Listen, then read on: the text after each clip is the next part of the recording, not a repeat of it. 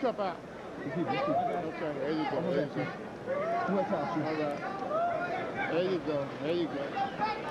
All right. You ain't do what we talked about that round. You ain't got to bang. You got to bang, okay? Harold Letterman, give us your scorecard through 9 rounds. Gil, I've got it 90-81, 9-0 Roy Jones. I just think that he's winning this fight with the power shots. He, you know, Bernard Hopkins put pressure on him, but it's effective aggressiveness that counts. And Bernard Hopkins, when he moves in, is just not effective enough to win a round. Roy Jones is landing the better shots, the harder shots, the cleaner shots. I think he's winning this fight clearly. I think Hopkins needs a knockout to win. Well, I agree that Hopkins needs something very dramatic to win this fight, but I have it 7 rounds to 2. And again, I make the point that most boxing judges, after giving one fighter several rounds, will begin to try to find a reason to give a round to the other guy. They want to stay on the same page and not be too extreme. Well, especially when there have been so many close rounds, there's a tendency to say, I gave the other man some of the close rounds, I'm going to give it to this guy. Yeah, let's even it up. All of that is by way of saying that we don't expect the official judges for the fight to be emulating Harold's whitewash evaluation. Hopkins leaning in and trying to force Jones back onto the ropes. Jones landed nearly half his punches by punch count numbers in the last round. There was another example of Jones leading with a left hook and missing it, and still able to land a left hook to the body. He turns southpaw again and again tries to land the left from the southpaw stance. Now he stays and jabs with the right hand for the first time. Turns back conventional. He's starting to feel good, Jim, because he just let out a whoop, I guess it's a war whoop, you call it. Jones. And he scores with a combination and then backs away from the ropes effectively. Lands the right hand over the top. That wide winging right hand, you wouldn't teach it, but he makes it work, Gil. Again, we mentioned he's like lightning, and he's such an unorthodox guy. And Larry gave me that puzzle, how I'd train a guy to fight him. It really is a puzzle. I mean, you just can't hit this guy with the first punch you throw. And Hopkins, again, is looking all night to hit him on the chin. And it's just such an elusive target. You have to set him up. Jones has not been able to hurt Hopkins at any time in the bout. You suspect that Roy has less punching power, or at least less punching power tonight than had been anticipated. Or does Hopkins have a terrific chin, Gil? No, I think it's a question that he hasn't hit Hopkins with that many solid punches. Hits him 2 or 3 in a row, we may see some funny things happen. Left hand by Jones. Hopkins smiles. Usually that means the fighter is hurt a little bit. Now, how did you like that move, Jimmy? Threw a left hook and then ran halfway across the ring and stopped quickly and nailed Hopkins again. You can't teach anybody that. That's natural talent. Well, the comparisons, maybe too many of them, have been made to Ray Leonard. Leonard, too, used his incredible physical skills to do unorthodox things in the ring. Yeah, but I've seen Ray Leonard, and Roy Jones is no Ray Leonard. Not yet, that's for sure. Jones using the fast hands to try to dominate these exchanges. Round 10 comes to a close.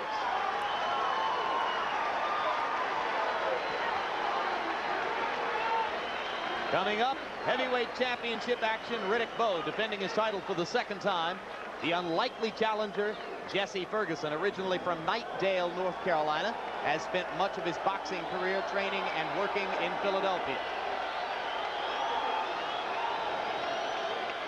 And there is Bowe as he warms his body up. Hedgeman Lewis there, one of the assistants to Eddie Futch. Futch himself, the octogenarian trainer, watching in close quarters. I got it. Just grab the book. As soon as y'all hear that second out, go. You can see there that Roy Jones prepares to enter the 11th round for the first time in his career. Jones has hit Hopkins with what he calls his chin checkers. And really nothing much has happened. Hopkins is right there. Again, because he hasn't hit him with any solid combinations, Larry. It's leap in, one quick punch, but he just hasn't been able to put them together against a good, solid defensive fight. Hopkins is just not fighting a good offensive fight.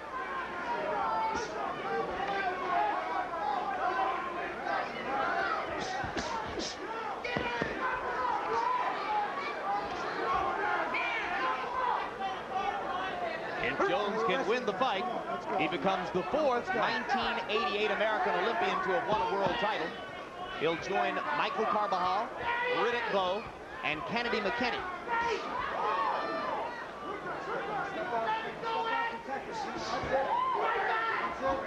I think I know how Bernard Hopkins feels about this time in the fight, and it's almost a sure thing that after the fight's over, he's going to be disappointed in his performance and say, get him for me again.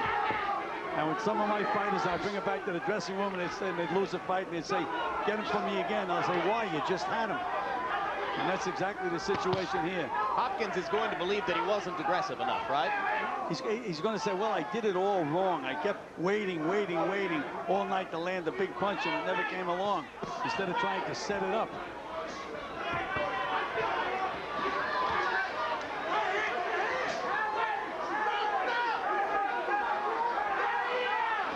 I mean, I can't believe the things that Jones can get away with in the ring. That time he poured with his right hand, brought his left hand all the way behind him, and Hopkins still couldn't land a solid punch. Jones talking to referee Steve Smoger, asking him to ask Hopkins to let his right hand go. Smoger did nothing, and eventually Hopkins stepped away. Right cross lands solidly on Hopkins' chin, and Bernard once again doesn't move. And mentioning referee Steve Smoger, I think he's done a great job in this fight. A couple of times these guys tried to fight after the bell, and he was right there when the bell rang to stop the action. He's a good referee. I think one of the best. In good condition, moves around well, and controls the fight. An East Coast referee, works out of New Jersey and New York. You don't see him when we go out to Las Vegas.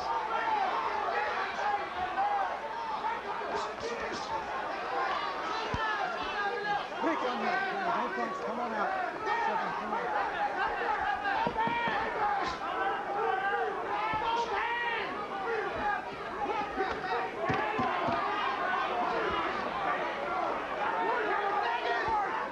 Round 11 comes to a close.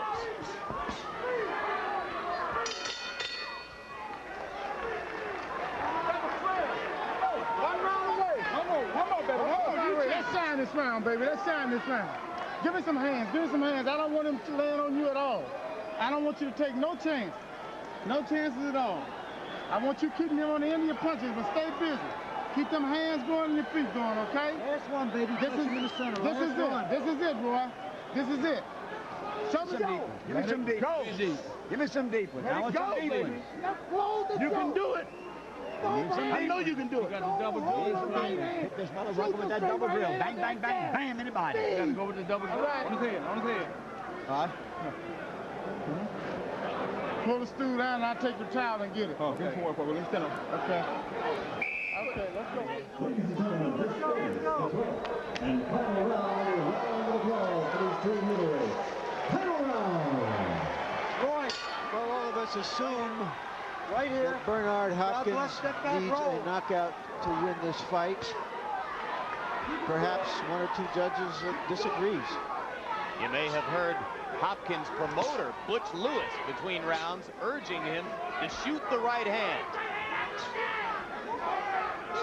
He hasn't landed a lot of rights.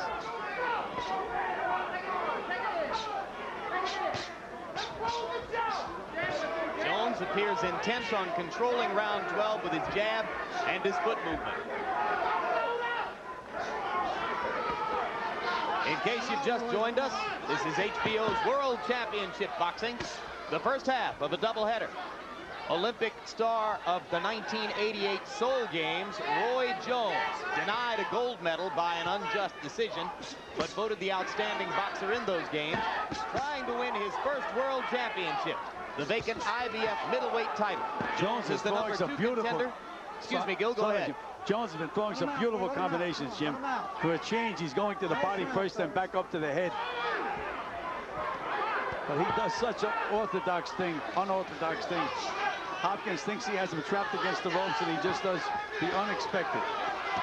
These are the top two contenders in the IBF rankings. They fight for the title vacated when James Toney moved up to 168 pounds. One of them about to become a world champion for the first time. I think Jones would certainly have his hands full with Toney, who's such a good defensive fighter. Well, Hopkins is a good defensive fighter. I just don't think that he attacked Jones right from the beginning of the fight. You can just see that Jones is just outsmarts him. It's like cat and mouse the entire fight.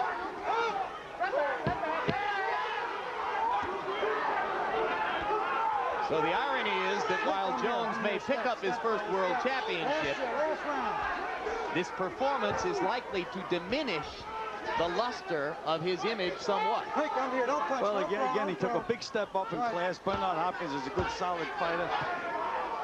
And it shows. He's fighting a good, solid professional. It takes a good opponent to allow you to look your best, which is why I said earlier on, lower expectations. Good call, Larry.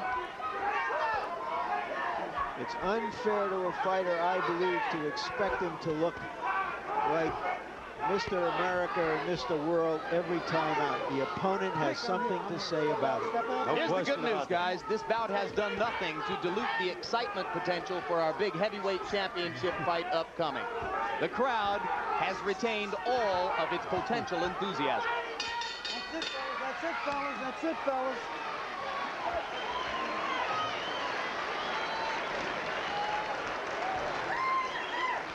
Both fighters circled the ring with hands held high. And now the judges will go to work and tell us who has won the vacant IBF World Middleweight title. An unmemorable fight between Roy Jones and Bernard Hopkins. Before I go up in the ring, I'll tell you that I've scored it 9 rounds to 3 for Jones, 117 to 111 points. And Harold Letterman will give us his scorecard shortly. Larry, I've got it 118, 110, 10 rounds to 2, Roy Jones Jr. I thought he rested slightly in the last 2 rounds. I thought Bernard Hopkins pulled out 11 and 12 because Roy just didn't do a heck of a lot, and Bernard took it to him. One thing I'll say for Bernard Hopkins, he's got a big heart, a tremendous jaw. He takes a great shot, and he just keeps on coming. But taking a good shot don't win rounds, and Roy Jones Jr. landed too many good punches. Bernard Hopkins, a big heart, a well-marketed fighter. I love the act, but Roy Jones Jr. won the fight. Now, Harold, did we bully you off of that whitewash? Did you find yourself looking in the last 3 rounds for a way to give a couple of rounds to Bernard Hopkins? Is that what happened? Larry, Jim, the truth of the matter is that any judge will look to throw him around here and there. But I think Hopkins did pull out legitimately the last 2 rounds. Right now, let's go to ring announcer Michael Buffer for the official decision. Ladies and gentlemen, we go to the scorecards, and all 3 judges, Lynn Carter, Eugene Grant, and Al DeVito, scored the bout 116 to 112 for the winner by unanimous decision. And now the IBF middleweight champion of the world, Roy Jones Jr.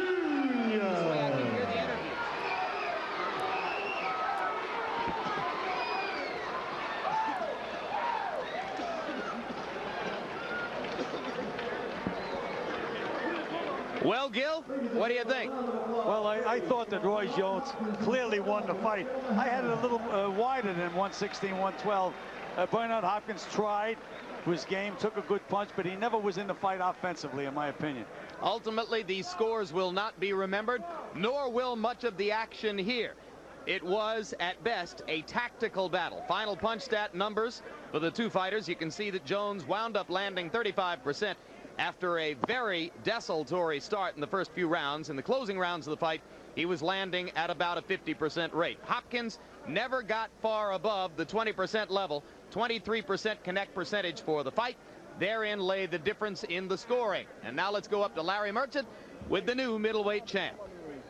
Roy Jones, congratulations. This has been a long time coming. I know you've been looking forward to it. Yeah, definitely been a long time coming, and something I was looking forward to. I knew I was going to have a tough time. I got to take my head off to Bernard Hopkins, man. He's a tough guy. I promise he's a tough guy. But I just basically outboxed and stayed on the outside. In the inside, he couldn't really do me a lot of harm, and I could stay inside of his power, so he wasn't really that dangerous. He landed a couple good shots, but he never really had me hurt, so I was pretty safe. I got hit a little more than I wanted to, but it's the world title my first time. Hey, Pensacola, we #1, baby. Are you satisfied with your performance? Tonight, that was my first title fight as a world title. I had a lot of pressure on me, so. Were you tight a little bit? I was very tight coming to the fight. I had so much build up on me, and being like I am, I kind of expected that, but I thank God Almighty I made it through that one, and that won't happen anymore. That was my first time, and that was that.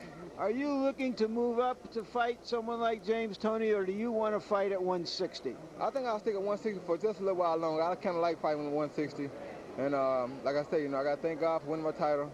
I go home, think about things. I may move up, you never know, but right now I'm just happy I got the title. Thank everybody at home for supporting me. Thank all my cousins, Carol, Toya in Atlanta, everybody all back home, the Lichties, everybody. I just had a good time. Thank you. Yes, definitely. Thank you very much, Roy. Jim?